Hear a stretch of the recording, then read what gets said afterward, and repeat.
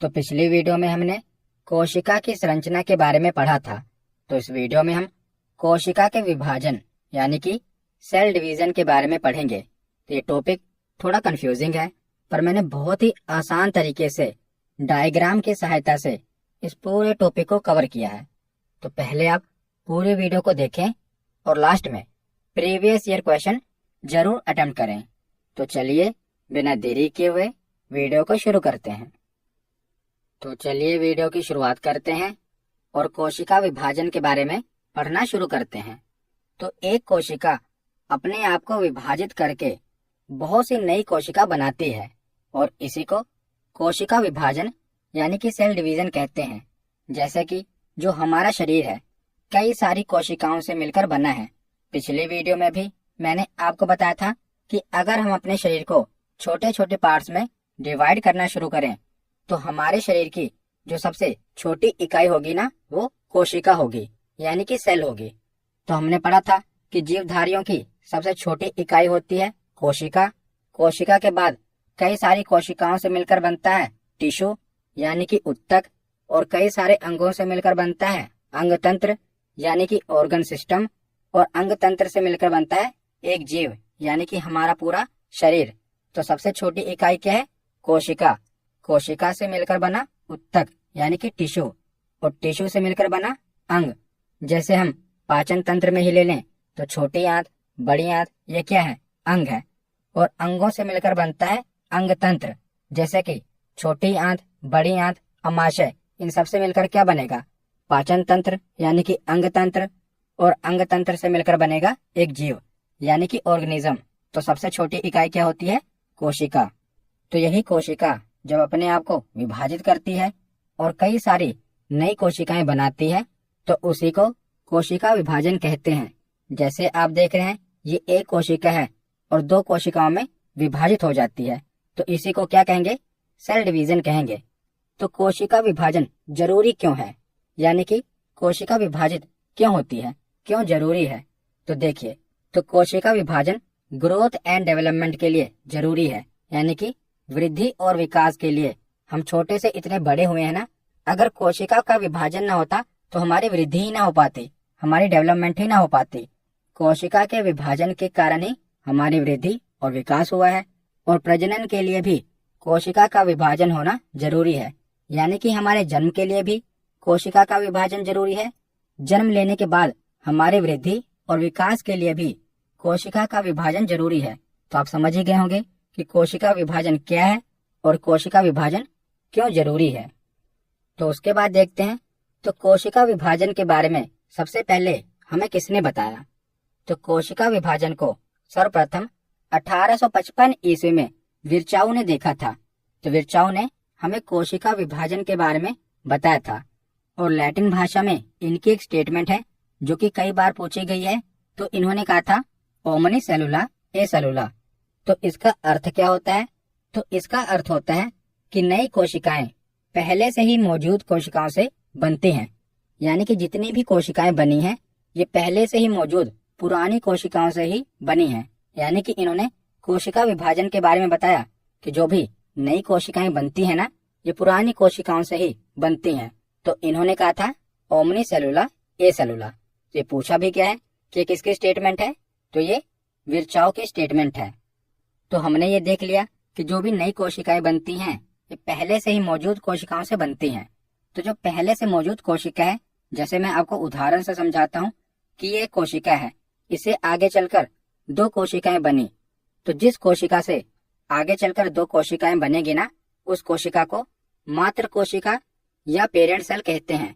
इसे mother cell भी कहते हैं, याद रखिएगा, ज्यादातर मदर सेल कहा जाता है। तो मदर सेल से आगे दो कोशिकाओं का निर्माण होगा, और जिन दो कोशिकाओं की उत्पत्ति होगी उन्हें कहा जाएगा डॉटर सेल। तो मदर सेल कौन सी हुई? पुरानी कोशिका। और जिन नई कोशिकाओं का निर्माण होगा उन्हें क्या कहा जाएगा? Daughter cell. हिंदी में कहते हैं संतति कोशिका या पुत्री कोशिका, पर आप इसे इंग्लिश में ही याद रखिएगा, मदर सेल और डॉटर सेल। मदर सेल कौन सी होगी? पुरानी कोशिका। और डॉटर सेल कौन सी होगी? जो नई कोशिकाएं बनती हैं वो डॉटर सेल होंगी। अगर मैं आपको हिंदी में बताऊं तो पुरानी कोशिका को मातृ कोशिका कहेंगे और नई कोशिका को पुत्री कोशिका या संतति कोशिका कहा जाएगा। उसके बाद अब हम आगे चलते हैं। तो जो कोशिका विभाजन होता है ना, यानी कि जो सेल डिवीजन होता है, ये 3 प्रकार से होता है। पहला प्रकार है असूत्री विभाजन, दूसरा है समसूत्री विभाजन और तीसरा है अर्धसूत्री विभाजन। इंग्लिश में कहें तो माइटोसिस डिवीजन, माइटोसिस डिवीजन और मियोसिस डिवीजन। तो 3 प्रकार से कोशिका का विभाजन होता है।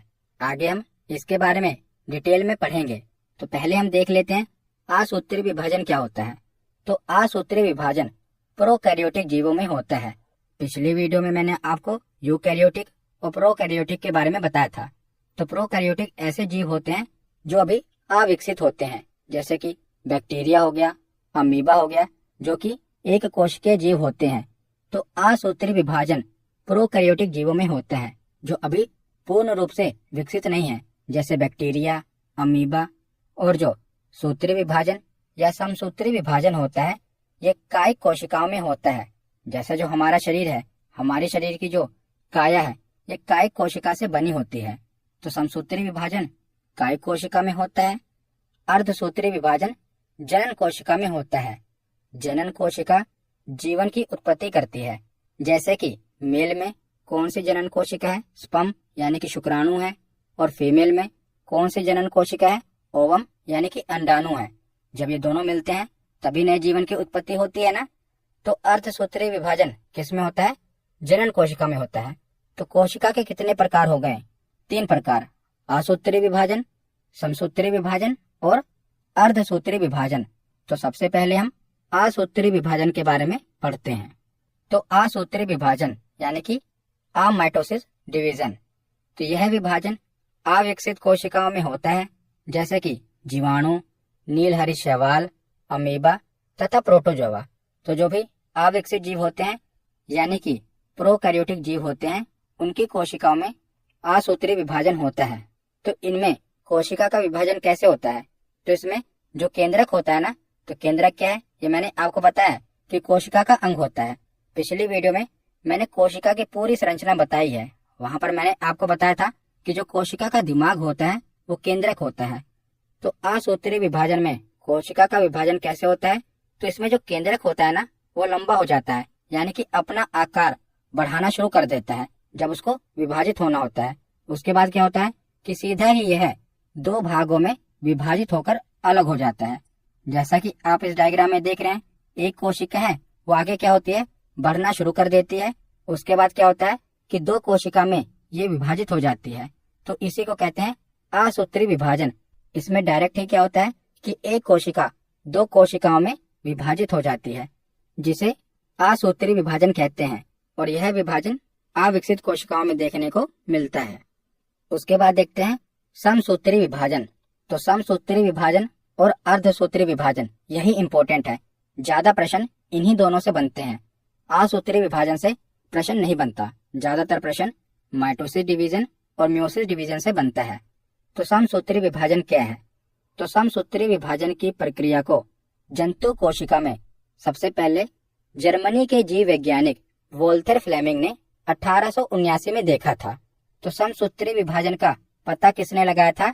तो वोल्थर फ्लेमिंग ने 1879 में इसका पता लगाया था, और इन्होंने ही सन 1882 में इस प्रक्रिया को माइटोसिस का नाम दिया था, जिसे हिंदी में हम कहते हैं समसूत्री विभाजन। तो यह विभाजन कायिक कोशिका में होता है, यानी कि सोमैटिक सेल में होता है। तो मैंने आपको बताया कि जो हमारा शरीर है, यानी जो हमारी काया है, ये किससे बनी है? तो ये कायिक कोशिका से बनी है। तो इसका कार्य क्या है, यानी कि जो समसूत्री विभाजन होता है ना, इसका कार्य क्या है? तो यह हमारे घाव को भरने का कार्य करता है, और जो कटे फटे अंगों की ये मरम्मत करता है। जैसे मान लो हमारे शरीर में कहीं पर चोट लग गई और वहां की 50 कोशिकाएं मर गईं, तो क्या होगा? जो अगल बगल की कोशिकाएं होंगी वो क्या करेंगी? फिर से 50 कोशिकाओं का निर्माण कर देंगी। तो इसी को हम कहेंगे कायिक कोशिका। जो हमारी काया बनी है, कायिक कोशिकाओं से बनी है। तो ये क्या करेंगी? ये जो हमारे शरीर में जहां पर चोट लगेगी, कहीं पर घाव हो जाएगा, उसके बाद क्या होता है, धीरे धीरे आप देखते हैं कि वो घाव भरना शुरू हो जाता है। और हमारे शरीर का वो अंग जब घाव पूरी तरह से भर जाता है तो हमारे शरीर का वो हिस्सा फिर से पहले की ही तरह हो जाता है।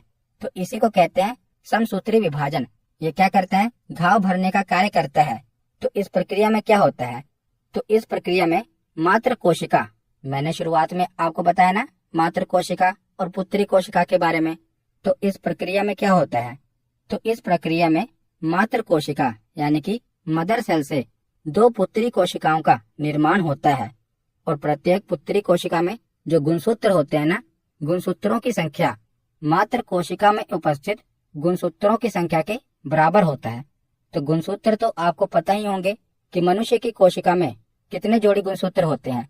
23 जोड़ी गुणसूत्र होते हैं, यानी कि 46 गुणसूत्र पाए जाते हैं। तो गुणसूत्रों का काम क्या होता है? तो ये आनुवंशिक सूचनाओं यानी कि जो जेनेटिक इन्फॉर्मेशन होती है उसको एक पीढ़ी से दूसरी पीढ़ी में संचारित करते हैं। जैसे कोई मनुष्य है तो उसकी जो संतान होगी उसके कितने पैर होंगे? 2 ही पैर होते हैं। परंतु जो घोड़ा होता है और जब घोड़े का बच्चा होगा उसके कितने पैर होंगे? तो 4 पैर होंगे। तो ये कैसे पता चलता है कि 4 ही पैर बनाने हैं या 2 ही पैर बनाने हैं? तो ये गुणसूत्रों से ही पता चलता है, क्योंकि जो जेनेटिक इन्फॉर्मेशन होती है एक पीढ़ी से दूसरी पीढ़ी में किसके द्वारा संचारित होती है? गुणसूत्रों के द्वारा। तो जो समसूत्री विभाजन होता है ना, समसूत्री को ही अगर आप ध्यान से पढ़ेंगे तो सूत्री का मतलब है गुणसूत्र, सम का मतलब है समान। तो इसमें क्या होता है कि जब एक कोशिका से 2 कोशिकाएं बनती हैं तो उनमें समान गुणसूत्र देखने को मिलते हैं। मान लीजिए जैसे आप देखिए जो मदर सेल है उसमें 46 गुणसूत्र हैं, उसके बाद जो उसकी 2 कोशिकाएं बनेगी उनमें भी 46 गुणसूत्र होंगे, यानी कि समान गुणसूत्र होंगे। इसीलिए इसे समसूत्री विभाजन कहा गया है, जिसमें समान गुणसूत्रों का विभाजन होगा। इसीलिए तो हमारे शरीर में जैसे हमारा जो घुटना है, मान लीजिए हमारे घुटने के ऊपर चोट लग गई और एक घाव हो गया, तो घाव भरने के बाद क्या होगा? जैसे पहले घुटना था ऊपर से वैसे ही दिखाई देगा ना। ऐसा तो है नहीं कि वहां से कोई उंगली निकल आएगी, कोई अंगूठा निकल आएगा। तो ऐसा क्यों नहीं हो रहा? क्योंकि वहां पर जो अगल बगल की कोशिकाएं होंगी वो नई कोशिकाएं बनाएंगी और गुणसूत्रों की संख्या भी समान होगी, उसमें कोई फेरबदल नहीं होगी। इसीलिए जो भी घाव होगा उसके बाद जब घाव भर जाएगा तो जैसे पहले शरीर था वैसे ही हो जाएगा, वहां पर कोई नया अंग निकलना शुरू नहीं हो जाएगा, क्योंकि जो गुणसूत्रों की संख्या होगी वो समान होगी। तो इसी को कहते हैं समसूत्री विभाजन। थोड़ा कंफ्यूजिंग है पर आशा करता हूँ आपको समझ आया होगा। तो हमने ये तो देख लिया कि समसूत्री विभाजन है क्या। अब हम ये देखते हैं कि समसूत्री विभाजन होता कैसे है। तो समसूत्री विभाजन 2 अवस्थाओं में पूरा होता है। पहली अवस्था है अंतरावस्था, दूसरी अवस्था है सूत्री अवस्था। यानी कि आप समझ लीजिए कि जो समसूत्री विभाजन होता है ना, कोशिका का विभाजन होता है, इसके 2 स्टेप हैं।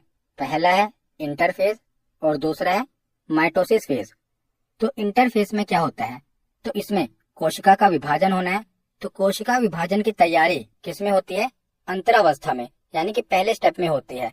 तो ये सबसे बड़ी अवस्था है, यानी कि कोशिका विभाजन में जितना समय लगता है ना, उसका 95% समय इंटरफेस में ही लग जाता है, यानी कि इसकी तैयारी में ही लग जाता है। जैसे आप देखते हैं शादी वगैरह होती है तो शादी तो एक ही दिन होती है, पर उसकी तैयारी करने में कितना समय लग जाता है। उसी प्रकार जब कोशिका का विभाजन होना होता है ना, तो कोशिका के विभाजन से पहले जो उसकी तैयारी होती है उस तैयारी में बहुत समय लग जाता है, यानी कि 95% टाइम तो केवल उसकी तैयारी में लग जाता है।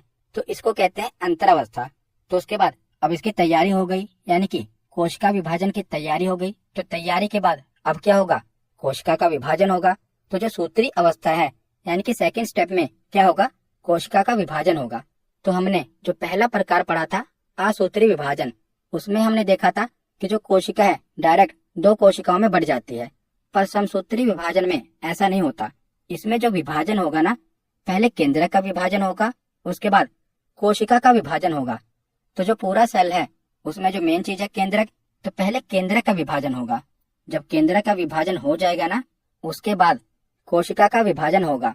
तो जो सूत्री अवस्था है, यानी कि जो सेकंड स्टेप है ना, ये भी 2 चरणों में होगा। पहले केंद्रक विभाजन होगा, जिसे कहते हैं कैरियोकाइनेसिस।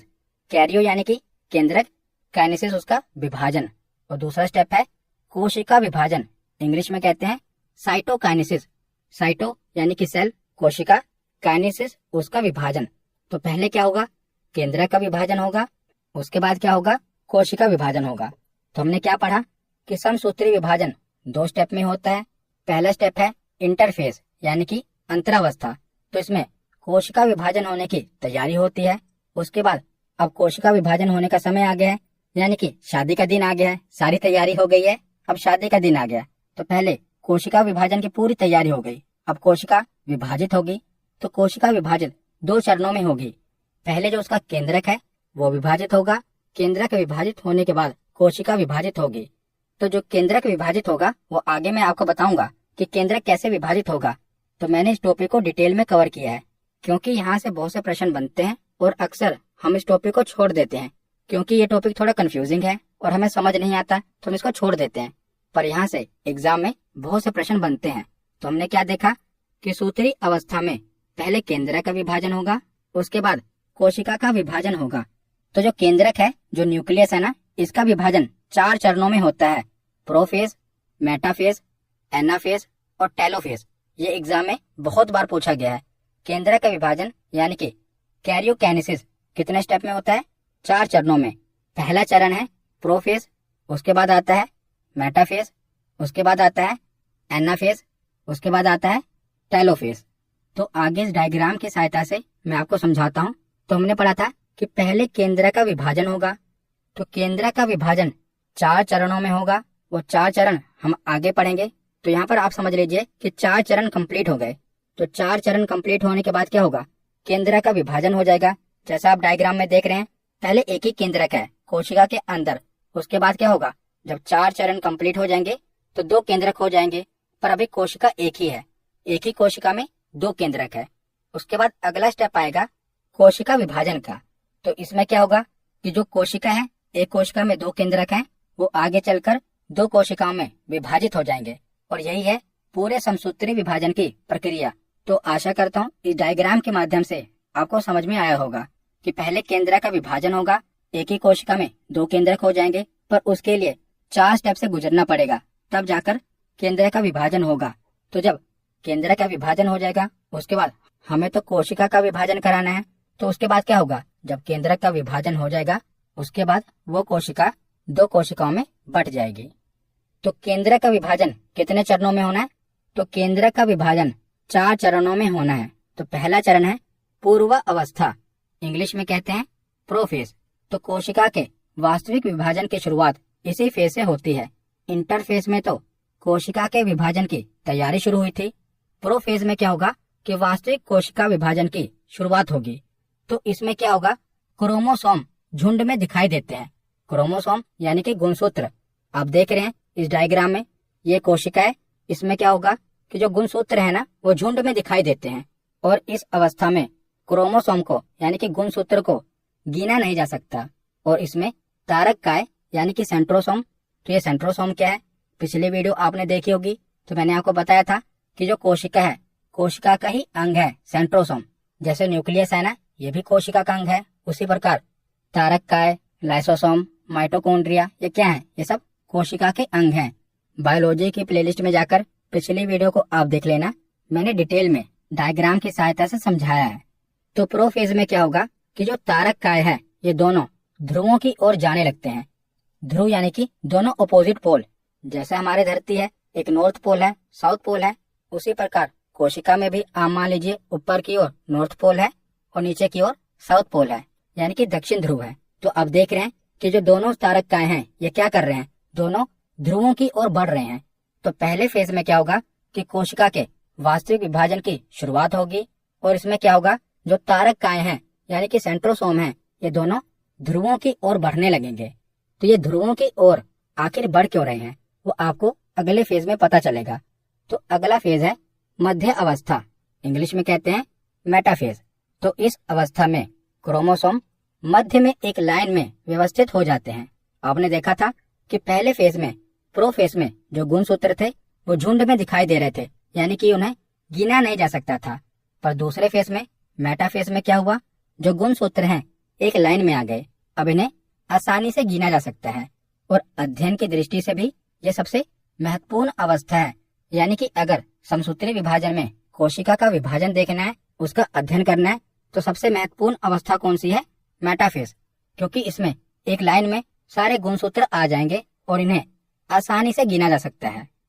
तो पहले फेज में जो हमने देखा था, तारक काय क्या कर रहे थे, ध्रुवों की ओर बढ़ रहे थे। अब यहाँ पर आप देख रहे हैं कि सेंट्रोसोम ध्रुवों पर पहुंच गए, यानी कि दोनों अपोजिट पोल पर पहुंच गए। तो अपोजिट पोल पर पहुंचने के बाद क्या होता है, इसमें से तरकु तंतु, जिसे इंग्लिश में कहते हैं स्पिंडल फाइबर, निकल आते हैं। तो एक धागानुमा संरचना इन सेंट्रोसोम से निकलना शुरू हो जाती है। तो ये धागानुमा संरचना क्या करेगी, इन गुणसूत्रों को पकड़कर अपनी ओर खींचेगी। यानी कि यहाँ पर हम देख रहे हैं ना कि केंद्र का विभाजन करना है, तो क्या होगा कि सेंट्रोसोम से एक धागानुमा संरचना निकलेगी, नॉर्थ पोल से भी और साउथ पोल से भी, और दोनों गुणसूत्रों को अपनी ओर खींचेंगे। आखिरी स्टेप में हम देखेंगे कि दोनों खींचने में कामयाब हो जाएंगे और केंद्र का विभाजन कर देंगे। तो केंद्र के विभाजन का दूसरा स्टेप क्या है, मेटाफेज। इसमें क्या होता है कि क्रोमोसोम मध्य में एक लाइन में व्यवस्थित हो जाते हैं और अध्ययन की दृष्टि से यह सबसे महत्वपूर्ण फेज है। और तारक काय से स्पिंडल फाइबर इसमें निकलना शुरू हो जाते हैं। उसके बाद अगला फेज है पाश्चय अवस्था, एनाफेज। तो इसमें क्या होता है, तो तरकु तंतु क्रोमोसोम को दोनों ध्रुवों की ओर खींच लेते हैं। तो हमने पीछे देखा कि मेटाफेज में क्या था कि तरकु तंतु, ये जो आप संरचना देख रहे हैं स्पिंडल फाइबर की संरचना है। तो हमने पिछले फेज में देखा था दोनों खींचना शुरू करते हैं। और तीसरे फेज में क्या होता है, दोनों गुणसूत्रों को अपने ध्रुवों की ओर खींच लेते हैं। तो आप देख रहे हैं ना, इन्होंने क्या किया, गुणसूत्रों को अपने ध्रुवों की ओर खींच लिया। और यह कोशिका विभाजन की सबसे छोटी अवस्था होती है। तो जो एनाफेज है ना, ये कोशिका विभाजन की सबसे छोटी अवस्था है। तो 3 फेज हमने देख लिए। उसके बाद अगला फेज है अंत्य अवस्था, टेलोफेज। तो इसमें क्या होता है, तो गुणसूत्र विपरीत ध्रुवों की ओर एकत्रित हो जाते हैं। और जब गुणसूत्र अलग अलग हो जाते हैं, उसके बाद क्या होता है कि इनके चारों तरफ केंद्रक झिल्ली का निर्माण हो जाता है और एक कोशिका के अंदर 2 केंद्रकों का निर्माण हो जाता है। तो केंद्रक विभाजन का पहला स्टेप यहाँ पर कंप्लीट हो जाता है। हमने पढ़ा था ना, एक कोशिका में 2 केंद्रकों का निर्माण हो जाता है। तो हमने देख लिया कि एक कोशिका में 2 केंद्रकों का निर्माण कैसे हुआ। तो चारों फेज हमने पढ़ लिए। उसके बाद आगे अब क्या होगा, अब एक कोशिका में 2 केंद्रक आ गए। अब क्या होगा, कोशिका का विभाजन होगा। तो कोशिका के विभाजन को कहते हैं साइटोकाइनेसिस।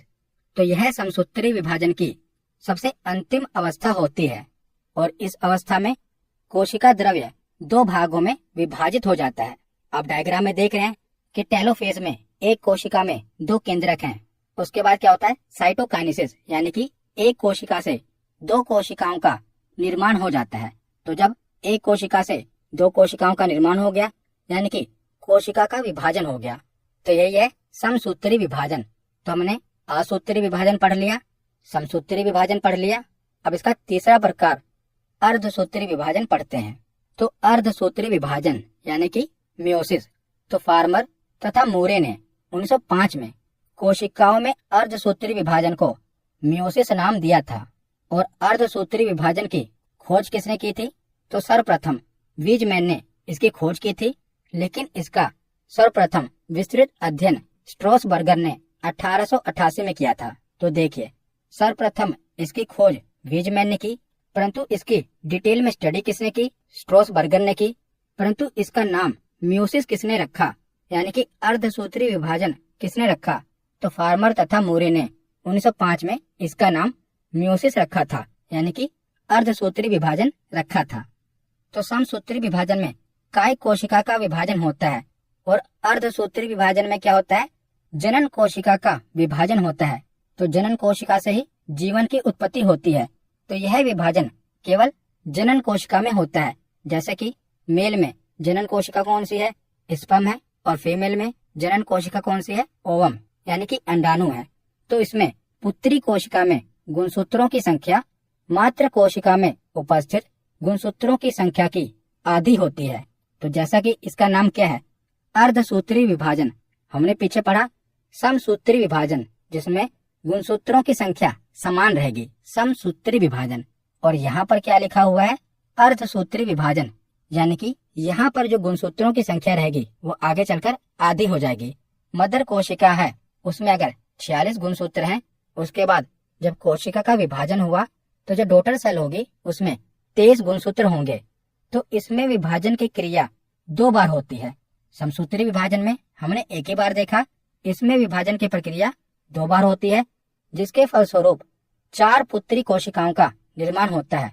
Very very important. तो देखिए, समसूत्री विभाजन में एक कोशिका से 2 कोशिकाएं बनी, पर यहाँ पर एक कोशिका से कितनी कोशिकाएं बनेंगी?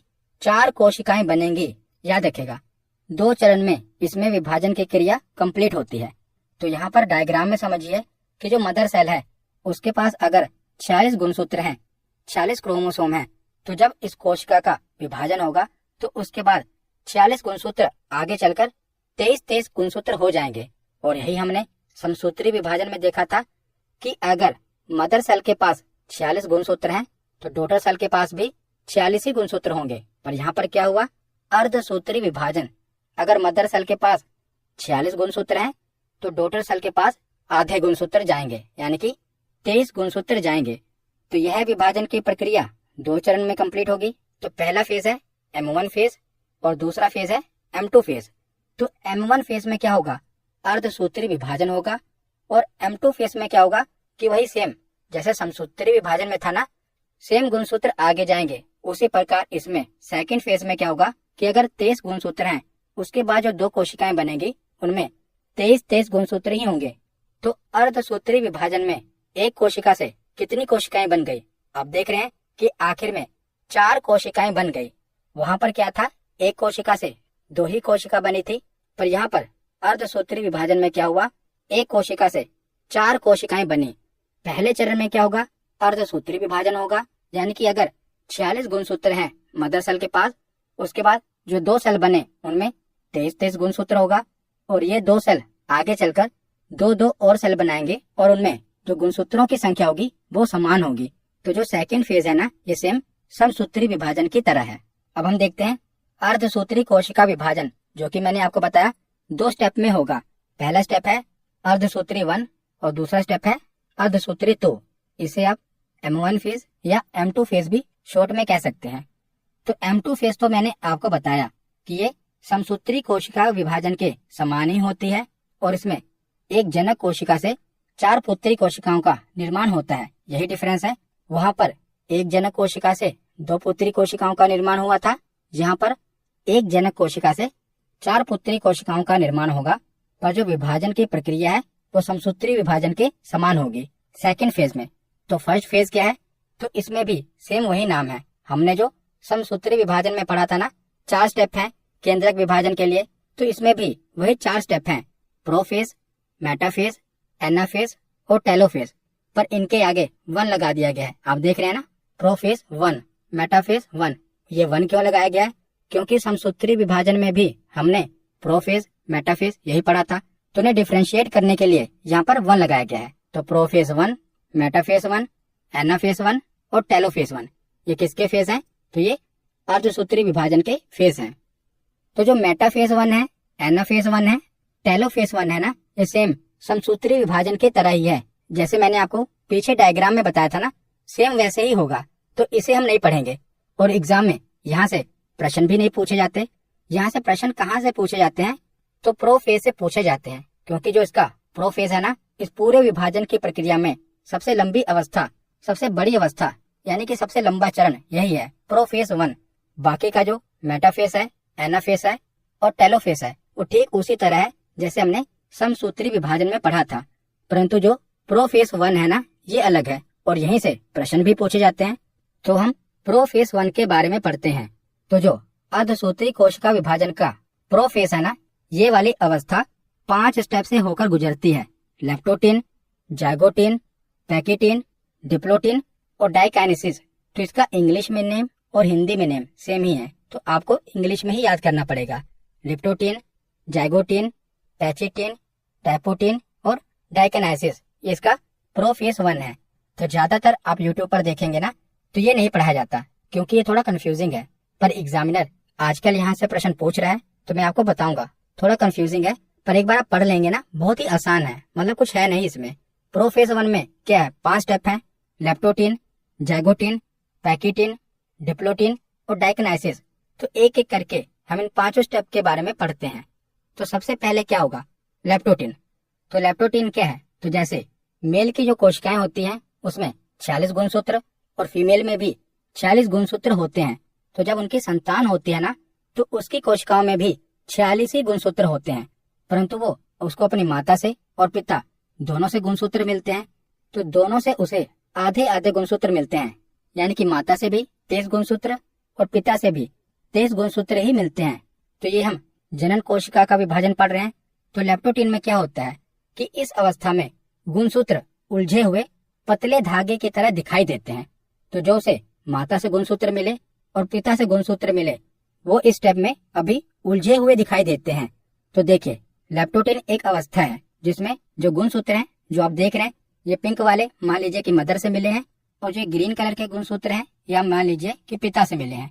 तो अभी आप देख रहे हैं कि उलझे हुए पतले धागे की तरह दिखाई पड़ रहे हैं, और इन्हीं को क्या कहा जाएगा, तो क्रोमोनिमेटा कहते हैं। इंग्लिश में इन्हें क्रोमोसोम कहते हैं ना। तो जब ये उलझे हुए पतले धागे की तरह दिखाई देते हैं तो इन्हें क्रोमोनिमेटा कहते हैं।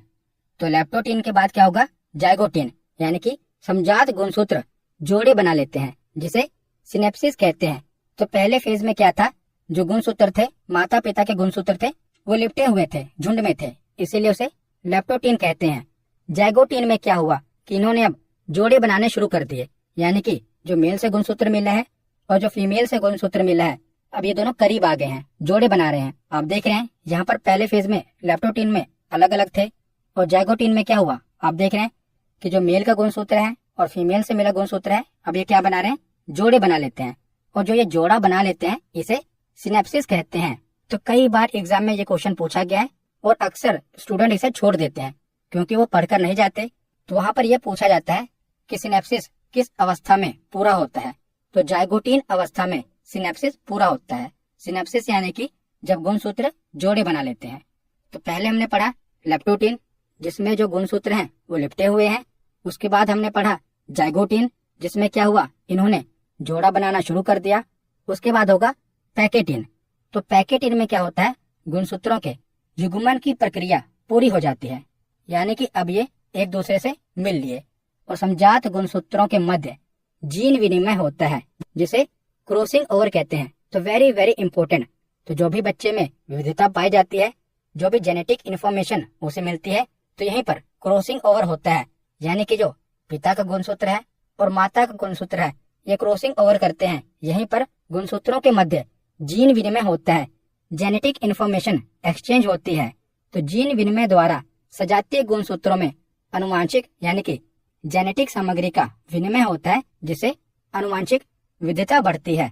तो बच्चे में कुछ माता के गुण मिलेंगे, कुछ पिता के गुण मिलेंगे, यानी कि उसमें आनुवांशिक विविधता देखने को मिलेगी। तो जो जेनेटिक एक्सचेंज होता है, ये पैकेटीन वाली अवस्था में होता है, इसीलिए इसे क्रॉसिंग ओवर कहते हैं। ये पूछा गया है कि क्रॉसिंग ओवर किस अवस्था को कहा जाता है, तो पैकेटीन अवस्था को कहा जाता है। उसके बाद आगे क्या है, डिप्लोटीन। तो अब दोनों गुणसूत्र मिल गए, जीन भी एक्सचेंज हो गए। अब उसके बाद क्या होगा कि समजात गुणसूत्र अब अलग होना शुरू होंगे, क्योंकि आगे चलकर कोशिका का विभाजन होना है ना। तो अब क्या होगा, समजात गुणसूत्र अलग होने लगते हैं डिप्लोटीन में। उसके बाद आता है डाइकाइनोसिस, डाई यानी कि दो। तो यहाँ पर क्या होगा, समजात गुणसूत्र अलग अलग हो जाते हैं तथा तर्कु तंतु निर्माण होना शुरू हो जाता है। तो समसूत्री विभाजन में हमने पढ़ा था ना कि जब जो सेंट्रोसोम है दोनों ध्रुवों की ओर बढ़ जाते हैं, उसके बाद क्या होता है, तर्कु तंतु बन जाते हैं। तो यहाँ पर इस स्टेप पर आकर क्या होता है, तर्कु तंतु बनना शुरू हो जाते हैं। तो यहाँ पर प्रोफेज खत्म हो जाएगा, तर्कु तंतु बन जाएंगे। तो अब आगे मेटाफेज आएगा, एनाफेज आएगा और टेलोफेज आएगा। अब ठीक उसी तरह जो हमने समसूत्री विभाजन में पढ़ा था ना, तर्कु तंतु बन जाएंगे दोनों। उसके बाद क्या होगा, गुणसूत्रों को ध्रुवों की ओर खींचेंगे। उसके बाद गुणसूत्र अलग अलग हो जाएंगे, कोशिका का विभाजन हो जाएगा।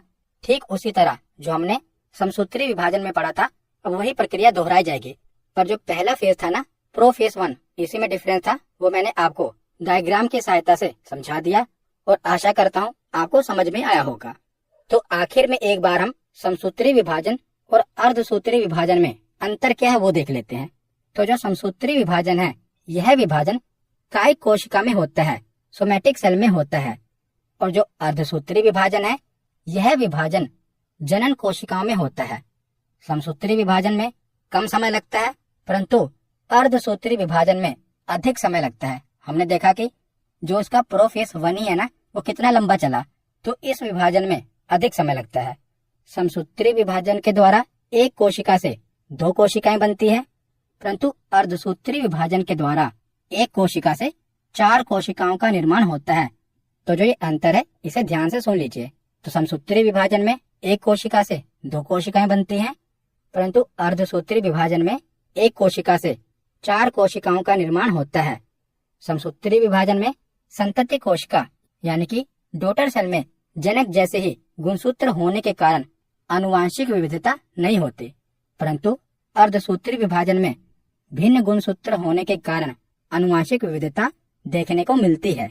और समसूत्री विभाजन में गुणसूत्रों के आनुवंशिक पदार्थों में आदान प्रदान नहीं होता, यहाँ पर क्रॉसिंग ओवर नहीं होता। परंतु अर्धसूत्री विभाजन में हमने देखा कि यहाँ पर गुणसूत्रों के आनुवंशिक पदार्थों में आदान प्रदान यानी कि क्रॉसिंग ओवर होता है। तो समसूत्री विभाजन में क्रॉसिंग ओवर नहीं होता और अर्धसूत्री विभाजन में क्रॉसिंग ओवर होता है। तो यहाँ पर हमारा थ्योरी सेक्शन कंप्लीट होता है। अब हम प्रीवियस ईयर क्वेश्चन देखते हैं। तो पहला प्रश्न है कि शरीर में लगी चोट की मरम्मत के लिए किस प्रकार के सेल विभाजन का प्रयोग किया जाता है। तो घाव को भरने के लिए किस प्रकार के सेल विभाजन का प्रयोग होता है। तो इसका सही जवाब होगा केवल समसूत्री विभाजन का। ऑप्शन ए इसका सही जवाब है। अगला प्रश्न है कि अर्धसूत्री विभाजन के दौरान सिनेप्सिस कब होता है।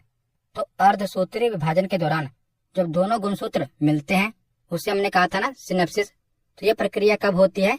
तो जाइगोटीन। तो इसका सही जवाब है ऑप्शन ए जाइगोटीन के दौरान। अगला प्रश्न है कि गुणसूत्र किसके दौरान अलग होते हैं। तो प्रोफेज, एनाफेज, मेटाफेज या टेलोफेज। तो किसके दौरान गुणसूत्र अलग होते हैं। तो हमने पढ़ा था एनाफेज के दौरान। एनाफेज के दौरान क्या होता है कि जो तारक क्या होते हैं, सेंट्रोसोम होते हैं, वो गुणसूत्रों को ध्रुवों की ओर खींच लेते हैं। तो इसका सही जवाब होगा एनाफेज। ऑप्शन बी इसका सही जवाब है। अगला प्रश्न है क्रॉसिंग ओवर डैश के दौरान होता है। तो क्रॉसिंग ओवर अर्धसूत्री विभाजन में हमें देखने को मिलता है और ये किसके दौरान होता है। तो ये पैकेटीन के दौरान होता है। तो इसका सही जवाब क्या होगा। Option B. अगला प्रश्न है कि निम्नलिखित में से कौन सा चरण कोशिका चक्र में शामिल 95% समय पर कब्जा कर लेता है। तो हमने पढ़ा था समसूत्री विभाजन में कि 95% समय किस में लग जाता है, कोशिका विभाजन की तैयारी में लग जाता है। और ये कौन सा फेज है। तो इंटरफेज। इसका सही जवाब है ऑप्शन ए।